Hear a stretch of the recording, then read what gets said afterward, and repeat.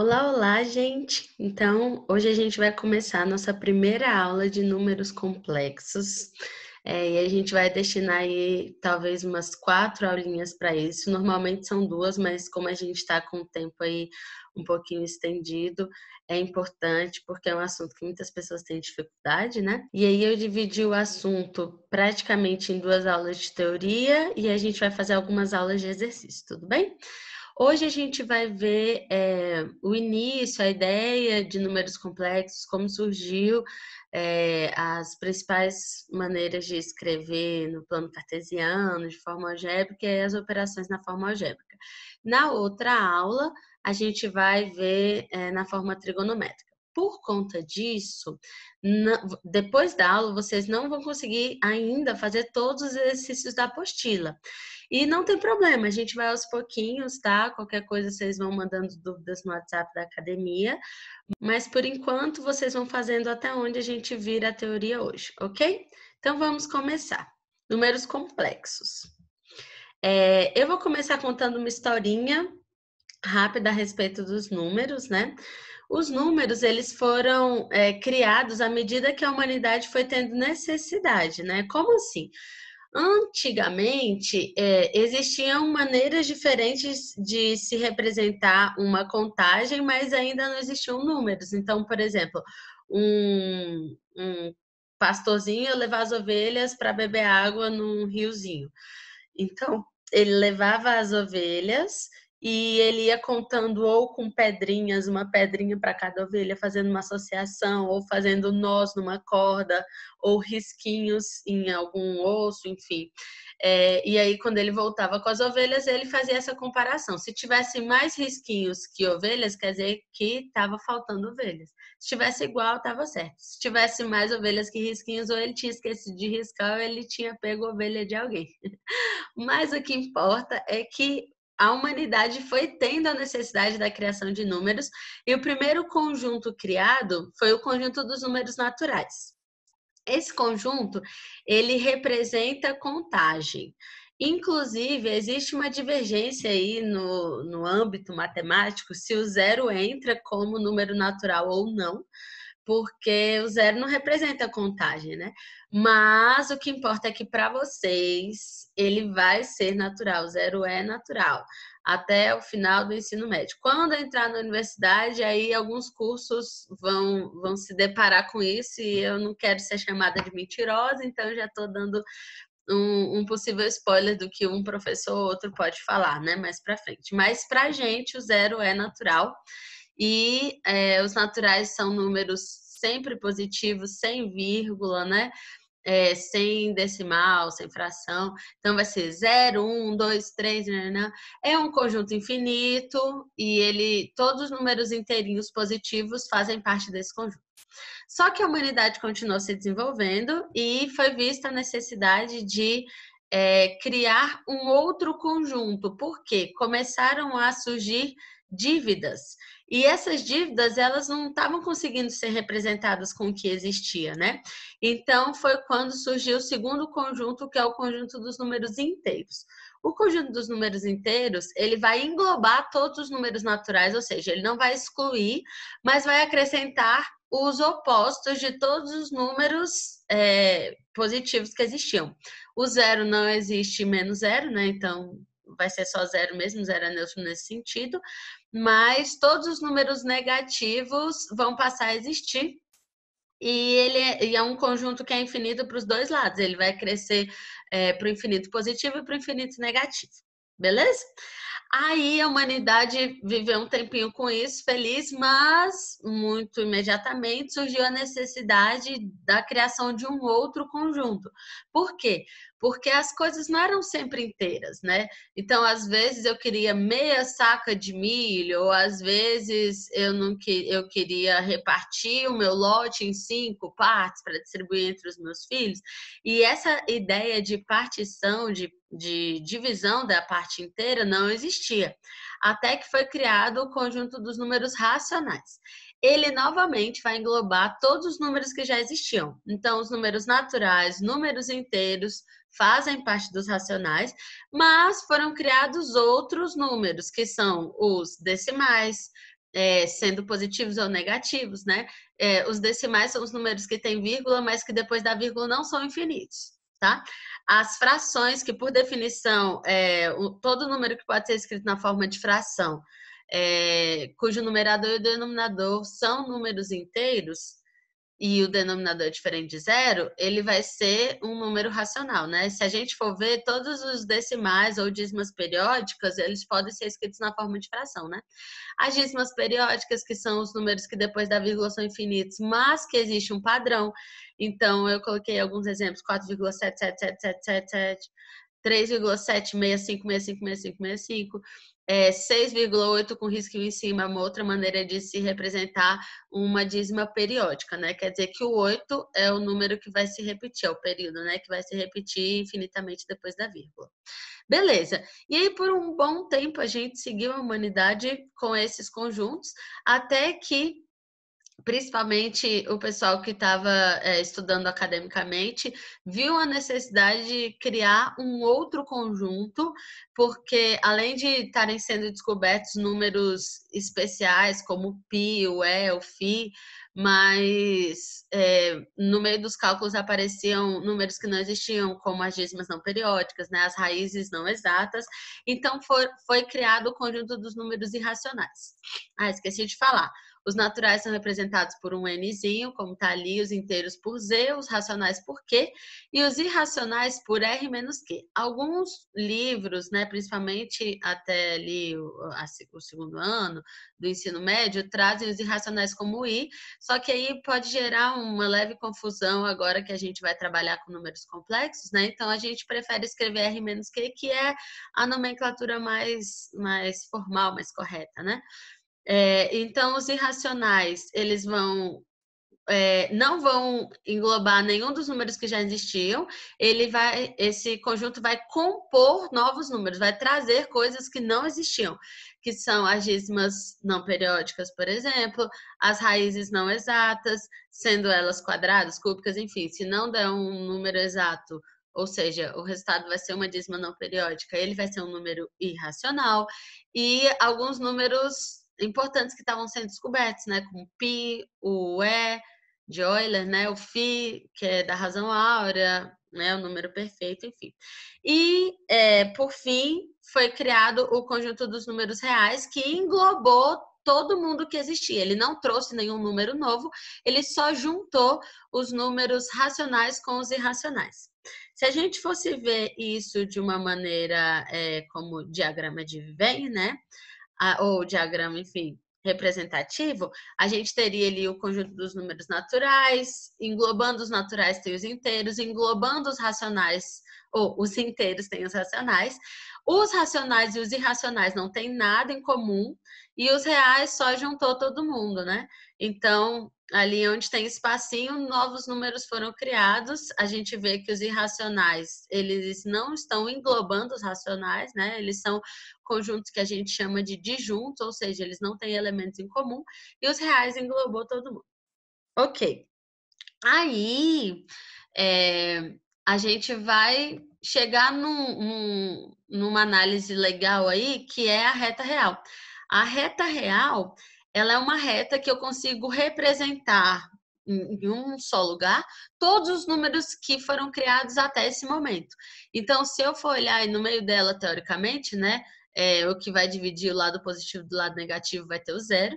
E aí, a partir do zero, todos os números que estão à direita vão ser positivos e à esquerda serão negativos, né? E aí eu vou ter os números inteiros, 1, 2, 3, 4, 5, crescendo até o infinito. A setinha da reta, ela vai indicar para que lado a reta cresce. E aí, entre o 0 e 1, por exemplo, eu tenho 1/3, mas eu tenho infinitos números, né? 1/3 é só um exemplo aí da representação. Entre 1 e o 2, eu tenho raiz de 2, que é 1,41, né? Entre o 3 e o 4, eu tenho π, que é 3,14. Da mesma maneira, eu vou ter para o outro lado o menos raiz de 2, o menos π. Tomar cuidado que, quando eu estou falando dos lados negativos, quanto maior, né, o número, menor ele é. Então, tipo, menos 5 é menor que menos 4, apesar do 5 ser maior que 4. porque na verdade a gente está falando de distância para o zero, né? O menos 5 ele está mais longe do zero, então ele é menor do que o menos 4, que está um pouquinho mais perto do que o menos 5. Essa é a ideia para a gente julgar se um número é maior ou menor. Ele sempre vai ser maior do que o outro se ele estiver à direita deste outro número na reta real. Então, essa é a ideia do maior, do menor, né? E do igual. Ok. Só que aí começaram a surgir, depois de um bom tempo, a gente continuou com isso e começaram a surgir ainda no meio acadêmico alguns problemas, né?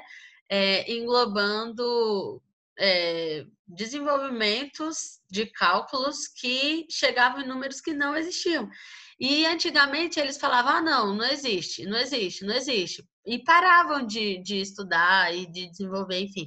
Só que aí, certa vez, alguns matemáticos que estavam se deparando com problemas como resolver a raiz de um número negativo, como raiz de menos 9.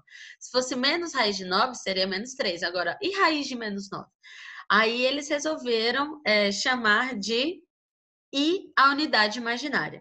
E a partir desse momento, esse tipo de problema passava a ser resolvido e era criado um outro conjunto numérico, e esse conjunto numérico é o que a gente vai começar a estudar agora, e é o último que existe, então não vai ter mais novidade. Por definição, o i ao quadrado seria igual a menos 1, ou seja, esse i, que seria essa unidade imaginária, seria a raiz de menos 1. Nesse exemplo que eu dei, raiz de menos 9, a gente poderia escrever como raiz de menos 1 vezes a raiz de 3. Ou seja, a raiz de menos 1, por definição, seria i, e a raiz de 9, 3, que a gente já sabia calcular antes, né, lá nos reais. Então, a raiz de menos 9 seria 3i. Beleza? E aí surge o conjunto dos números complexos. E se a gente fosse ver isso num diagrama, os complexos englobariam todos os números, né? Eles seriam um pouquinho a mais que os reais.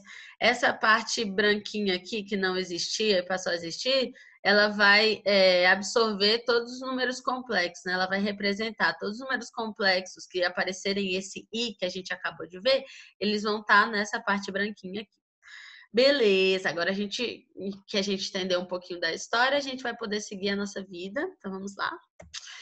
Potências de i. Primeiro assunto que a gente vai ver aí dessa unidade imaginária. Bom, o i, ele, a partir do momento que a gente entende que i ao quadrado é menos 1, a gente pode pensar em pegar esse i e ficar multiplicando por ele mesmo várias vezes, né?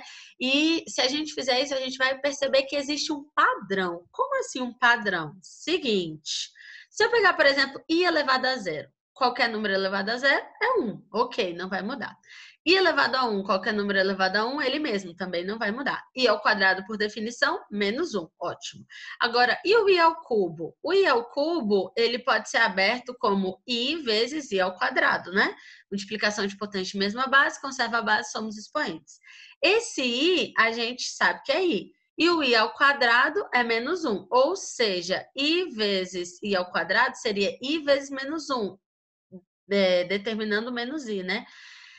E o i à quarta, eu posso dizer que é i ao quadrado vezes i ao quadrado? Posso. Então, vai ficar menos 1 vezes menos 1, menos com menos, mais 1 vezes 1, 1. Então, vai ficar mais 1. Vamos seguir. E a quinta seria i à quarta vezes i. E a quarta, a gente acabou de ver que é 1. 1 vezes i. E a sexta seria i à quarta vezes i ao quadrado. E a quarta, a gente já viu que é 1. I ao quadrado, menos 1 por definição. 1 vezes menos 1, menos 1. E a sétima, i à quarta vezes i ao cubo. I à quarta, 1. I ao cubo, menos i. Então, 1 vezes menos i, menos i. Se a gente for ver aqui nessa coluna, olha que interessante. Os resultados encontrados a partir dessas potências foram 1i, menos 1, menos i.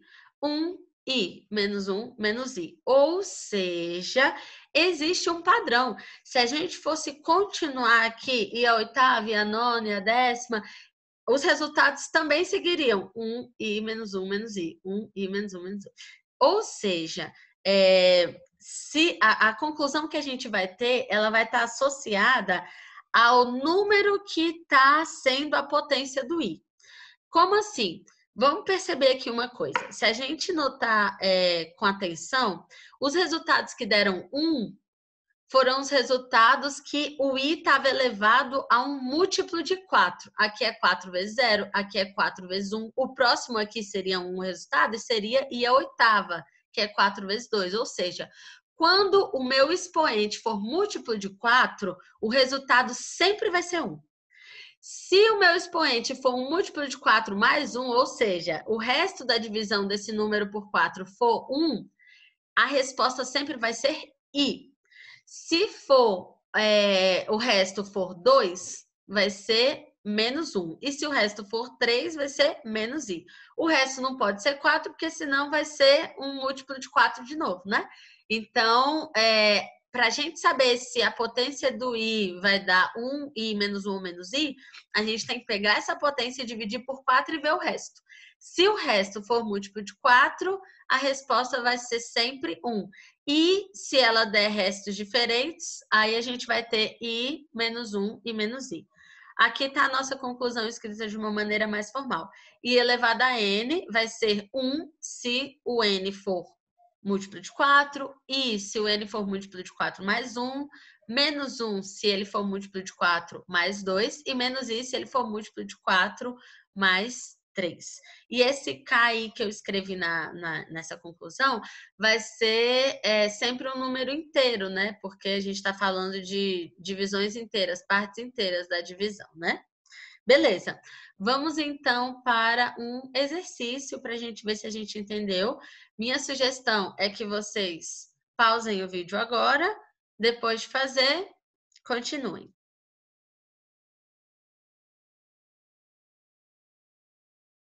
Muito bem, vamos então para a resolução. Antes da gente mostrar a resolução, eu queria que a gente pensasse aqui junto, né? Olha só que interessante. O i elevado a zero, a gente já viu que vai dar 1, né? Qualquer número elevado a zero é 1. I elevado a 1 vai dar i ao quadrado menos 1, i ao cubo menos i. E aqui ele está pedindo para a gente fazer uma soma de potências de i, né? De potências consecutivas de i até o 126. Só que a gente acabou de ver que essa soma ela vai seguir um padrão. Então, os resultados dessas potências vão ser 1i menos 1 menos i, 1i menos 1 menos i, até o 126. Então, duas coisas. A primeira é a gente tentar ver como que essa soma vai se comportar. E a segunda, o mais importante, aonde que ela vai parar? O 126, né? Para isso, vou abrir aqui para a gente pensar junto. Olha só, o i elevado a zero é 1. O i elevado a 1, i ao quadrado menos 1, i ao cubo menos i. Esses 4 resultados consecutivos, se a gente for parar para ver, a soma deles, a junção deles vai ser 0, porque esse 1 vai cancelar com menos 1 e o i vai cancelar com menos i. Ou seja, a soma de 4 potências de i, sendo essas potências números naturais consecutivos, vai dar 0. Se essa soma de cada 4 vai dar 0, se eu pensar do i elevado a 0 até i ao cubo, vai dar 0. Do i à quarta até o i à sétima, vai dar 0 também. Então, vão ter vários grupinhos de 4 resultados consecutivos que vão dar 0, né? Que vão cancelar um com o outro. E aí, se a gente for ver, eu abri aqui um pouquinho para a gente ter uma visão um pouquinho maior. O i elevado a 120, aí vem aquela regrinha que a gente acabou de ver. Eu vou ter que pensar no 120 o 120 dividido por 4. Se eu dividir 120 por 4, vai dar a divisão exata. Se vai dar a divisão exata, o resto vai dar 0. Se vai dar resto 0, quer dizer que a resposta aqui desse 120 vai ser 1. Do 121 e 122 menos 1, 123 menos i. Ou seja, esses 4 aqui também vão somar 0. E vai ser o último bloco completo. Porque o i elevado a 124, o 124 é múltiplo de 4, então ele vai ser 1. O 125 e o 126 menos 1. Para eu ter outro bloquinho fechado completo, eu teria que ir até i elevado a 127. Mas ele quer somar até 126. Ou seja, todos os bloquinhos até o 123, a soma vai dar 0, que é essa galera daqui para trás. Agora, esses daqui, eles vão ficar. Como eles vão ficar, o máximo que eu posso fazer é cancelar esse 1 com menos 1 e vai sobrar i, que é a resposta. Cuidado, o i não é a resposta do i elevado a 126. Na verdade, ele é do i elevado a 125. Só que como a potência do i elevado a 126 vai ser cancelada com a potência do i elevado a 124, a resposta vai ser i, que é a única coisinha que vai sobrar se eu pudesse resolver todos esses números. Beleza? Espero que vocês tenham entendido. Vamos continuar a matéria agora. Plano de Argand-Gauss. Bom, a gente já tinha visto aí plano cartesiano, né? O plano de Argand-Gauss, ele recebe esse nome porque tem uma história interessante aí por trás disso. Qual é a ideia? Vários matemáticos em lugares diferentes do planeta, eles estavam começando a desenvolver os estudos dessa unidade imaginária, né? Desse número complexo e tal. E aí essa história é interessante porque ia ter um congresso matemático que vários matemáticos do mundo se reuniam para expor seus estudos. E aí 2 matemáticos de lugares diferentes que não tinham conversado entre si, eles estavam estudando e ambos nesse congresso propuseram a mesma coisa. O nome desses matemáticos, um era Argand e o outro era Gauss. Por isso que o plano ficou conhecido como plano de Argand-Gauss. E a ideia proposta pelos dois é o seguinte: para a gente entender e representar num plano, né, essa ideia dos números, agora a gente vai ter que sair da reta, porque antes eu tinha mostrado para vocês, todos os números que a gente conhecia, eles estavam sobre uma reta. Só que agora esses números extrapolaram isso, né? E aí esses números não mais estariam numa reta, mas sim num plano. Esse plano, ele seria representado por 2 eixos. O eixo horizontal estaria fazendo papel dos números da parte real, né? Dos números complexos, seria o eixo real. E o eixo Y, que a gente conhecia, ele vai representar o eixo imaginário, ou seja, a parte imaginária dos números complexos. E todos os números que existem agora, eles podem ser representados nesse plano, não mais numa reta.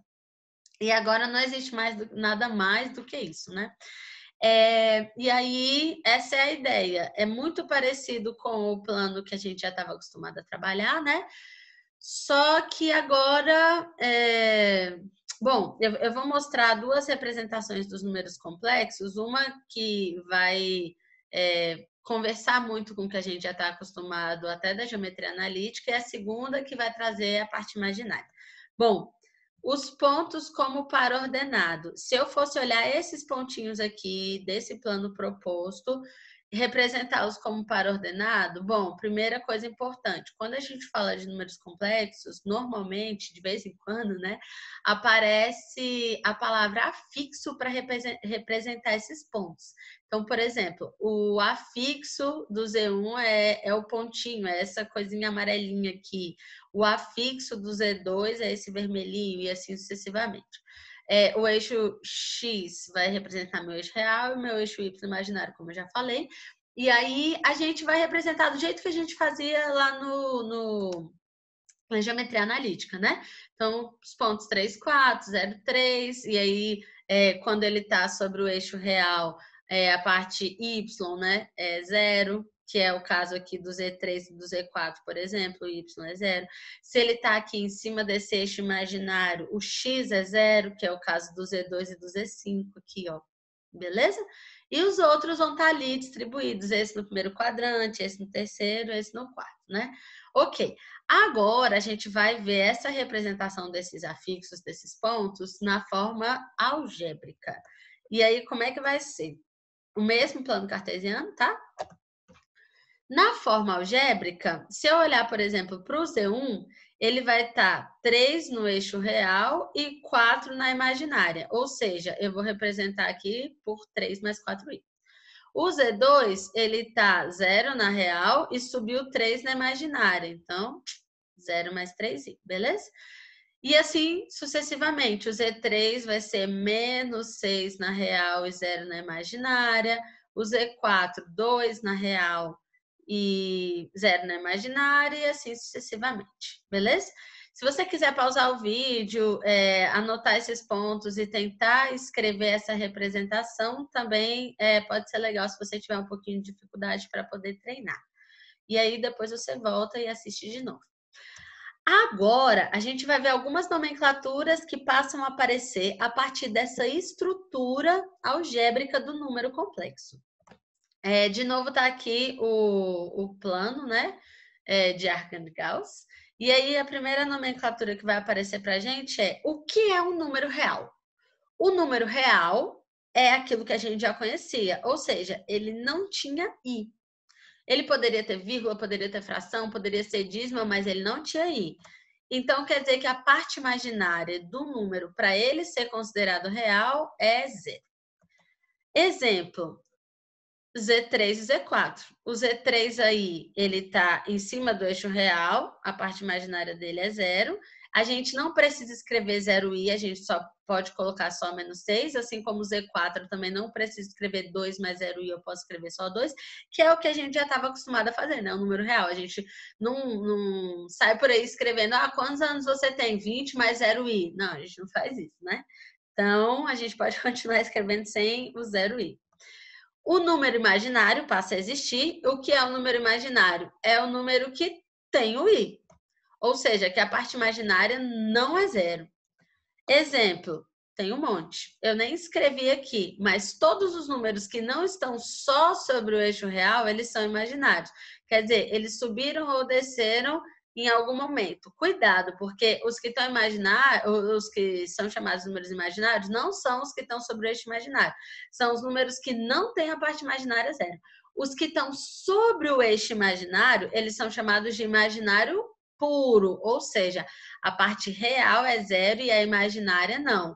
Então, eu vou ter aqui, por exemplo, o Z2 e o Z5 satisfazendo essa condição, né?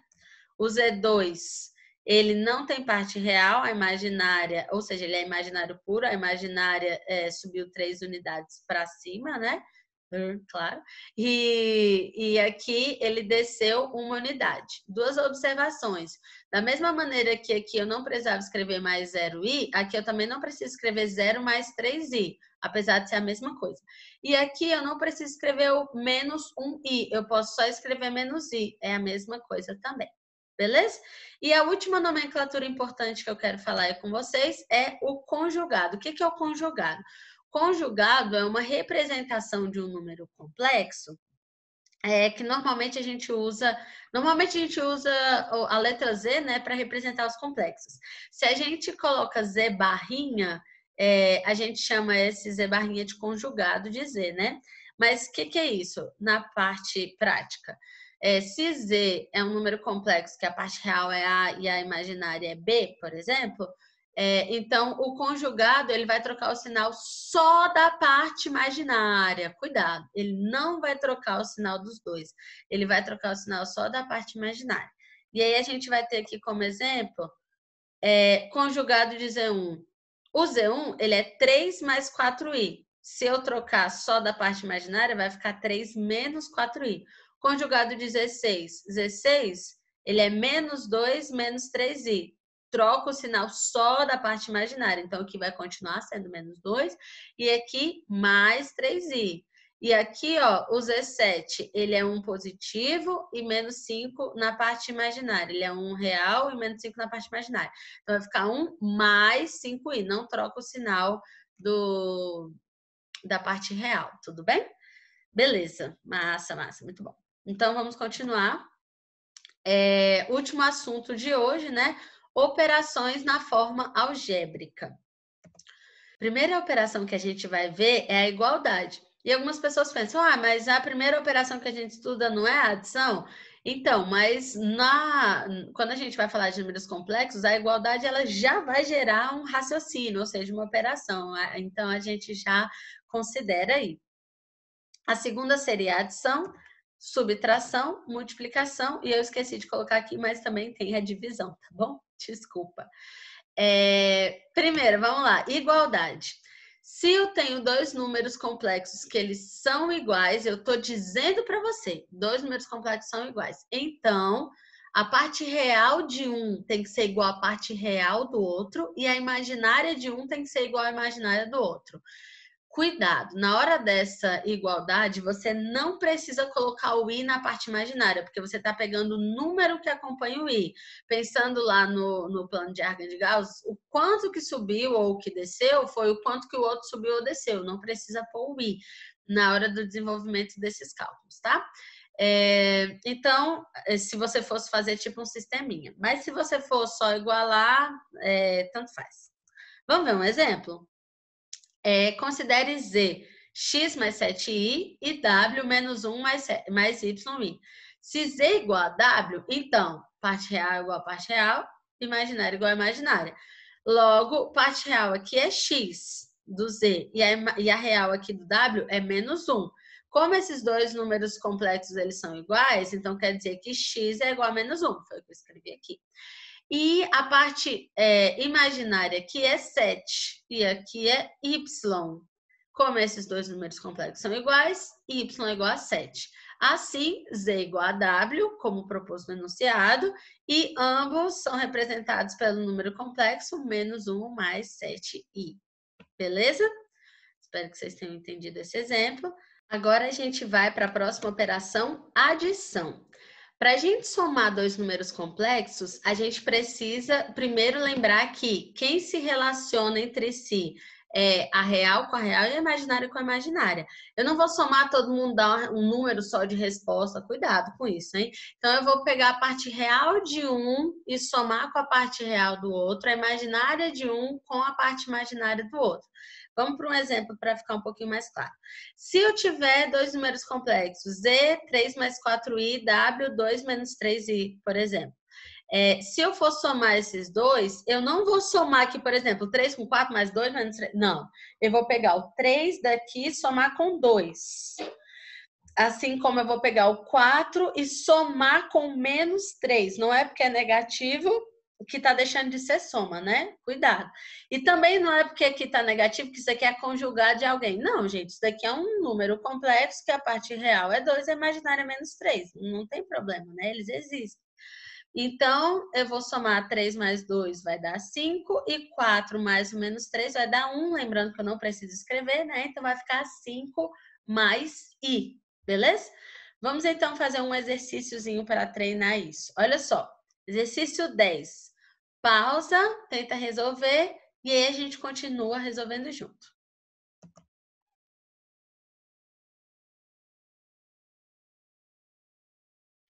Muito bem, vamos então para a resolução. Antes da resolução, eu queria que a gente pensasse aqui. Olha só quem apareceu. Z barra. Quem é isso? Conjugado de Z. Conjugado de Z tem que trocar a parte imaginária. Ué, Marina, como é que eu vou trocar o sinal da parte imaginária se eu nem conheço Z? Esse tipo de questão é bem comum. O que eu vou fazer? Eu vou propor um Z. Normalmente é A mais BI ou X mais YI, fica a seu critério.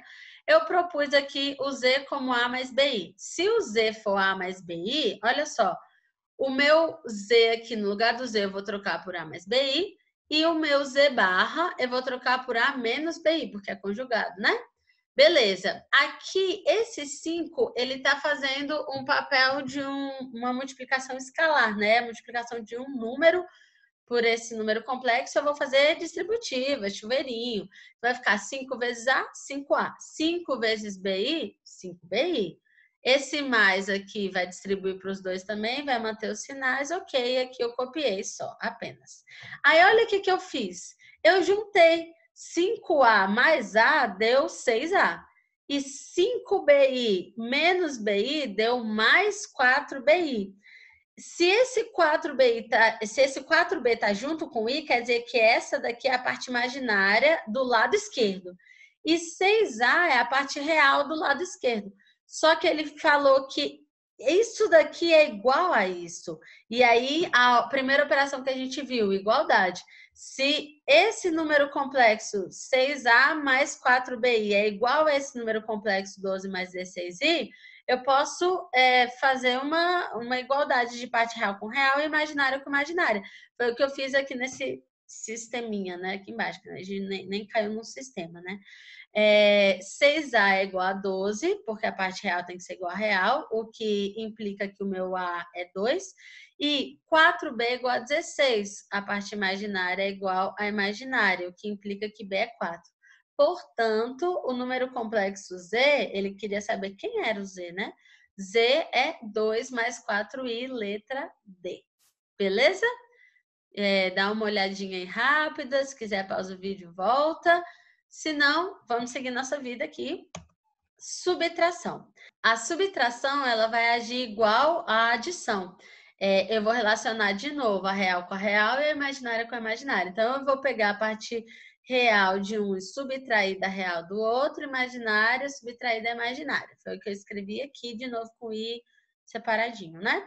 Vamos para um exemplo. Eu peguei aqui 2 pontos daquele primeiro plano cartesiano que a gente estava estudando de propósito. Por quê? O Z6 lá daquele plano, ele tinha a parte real e imaginária negativa. E aí eu quero ver esse jogo de sinal aqui funcionando, hein? Então, olha só. Aqui vai ficar 3 menos, esse menos aqui, ele é da subtração, porque eu estou subtraindo os dois números, né? E a parte real aqui do Z6 era menos 2.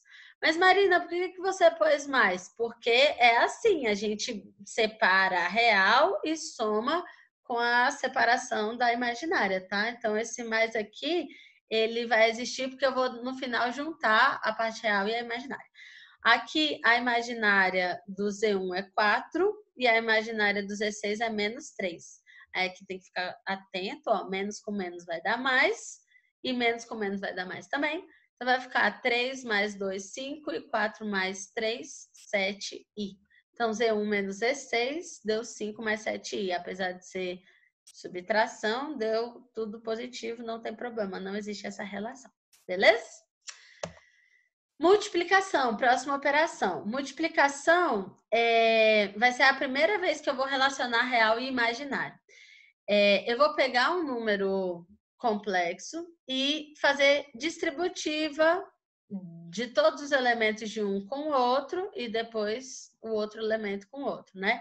Então, aqui ficaria chuveirinho, né? A vezes C, AC, A vezes DI, ADI, BI vezes C, BCI, BI vezes DI, BD, I ao quadrado. Aí, olha que loucura. I ao quadrado é quanto mesmo? Menos 1. Então, isso daqui passaria a ser menos BD. Então, sumiria a parte imaginária daqui. Isso daqui deixaria de ter parte imaginária e seria também real. E ficaria negativo. Ou seja, a parte real desse rolê aqui é AC menos BD. E a imaginária, quem eu não consegui sumir com I, foi essa galera aqui, ó, AD e BC. Beleza? Vamos para um exemplo para ficar um pouco mais fácil de novo. Vou fazer Z1 vezes Z6, aqueles mesmos 2 pontos, tá? 3 mais 4i vezes menos 2 menos 3i. 3 vezes menos 2, 3 vezes menos 3i, 4 vezes menos 2, 4i vezes menos 2 e 4i vezes menos 3i. Beleza, devagarzinho. 3 vezes menos 2, menos 6. 3 vezes menos 3, menos 9i, né? Mantém.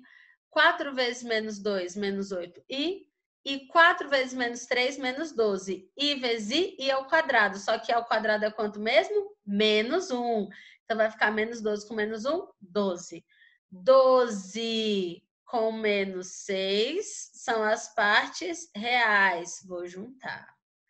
Menos 9 com menos 8 são as partes imaginárias, né? Vou juntar. Menos 6 mais 12, 6. E menos 9 menos 8, menos 17i. Então, Z1 vezes Z6 seria 6 menos 17i. Incrível. Vamos fazer uma questãozinha para treinar. Questão 6, tá aí. E aí eu queria que vocês pausassem e tentassem resolver.